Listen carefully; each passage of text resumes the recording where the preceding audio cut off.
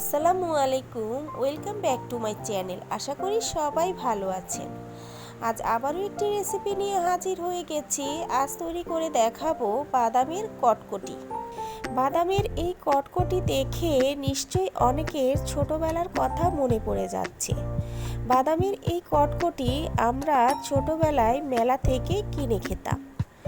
মেলা থেকে কিনে খাওয়া এই বাদামের কটকটি এখন আমরা বাড়িতেই খুব সহজে তৈরি করে ফেলব। চলুন তাহলে দেখে নেই আমি কিভাবে বাদামের কটকটি তৈরি করছি। প্রথমে আমরা বাদামগুলো ভেজে নিব। এর জন্য চুলায় একটি ফ্রাই প্যান বসিয়ে দিয়েছি। দিয়ে দিব বাদাম। এখানে আমি উঁচু উঁচু করে 1 কাপ বাদাম নিয়েছি।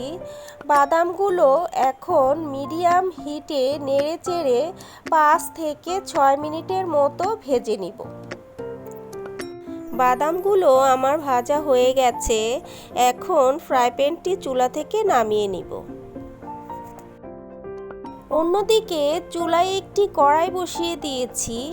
দিয়ে দিব উঁচু উঁচু 1 কাপ চিনি।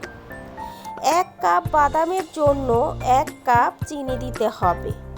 এর সাথে সামান্য একটু পানি দিয়ে দিব।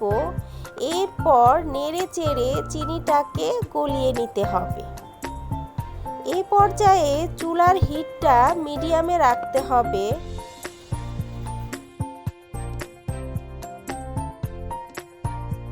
চিনিটা যখন গলে যাবে এবং নাড়াচাড়া করতে করতে একটি ব্রাউন কালার চলে আসবে, সে পর্যায়ে দিয়ে দিতে হবে ভেজে রাখা বাদাম। বাদামটা দেওয়ার সাথে সাথে অনবরত নেড়েচেড়ে যেতে হবে। এই কাজটি খুবই দ্রুত করতে হবে, তা না হলে জমাট বেঁধে শক্ত হয়ে যাবে।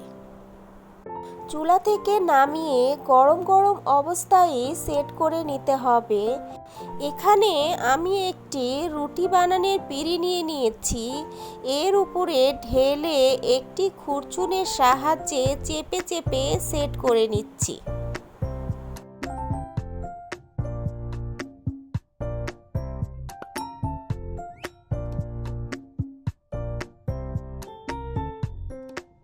একটু গরম অবস্থায় কেটে নেওয়ার চেষ্টা করবেন, তা না হলে শক্ত হয়ে গেলে কাটতে একটু কষ্ট হয়ে যাবে। বন্ধুরা, এখানে আমি একটি কাজ ভুল করে ফেলেছি। আশা করি তোমরা সে ভুলটি করবে না।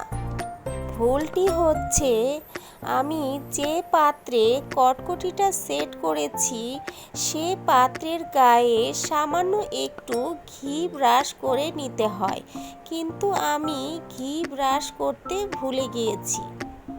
ঘি ব্রাশ করে নিলে কটকটিটা তুলতে খুব সহজ হবে। এখন এটি ঠান্ডা হওয়া পর্যন্ত অপেক্ষা করব। ঠান্ডা হয়ে গেলে এরপর তুলে নিব। তৈরি হয়ে গেছে বাদামের কটকটি। রেসিপিটি খুবই সহজভাবে দেখানোর চেষ্টা করেছি। আশা করি সকলের কাছে ভালো লেগেছে। ভালো লেগে থাকলে চ্যানেলটি সাবস্ক্রাইব করতে ভুলবেন না। সাথে লাইক, কমেন্ট আর শেয়ার করে দিবেন। আল্লাহ হাফিজ।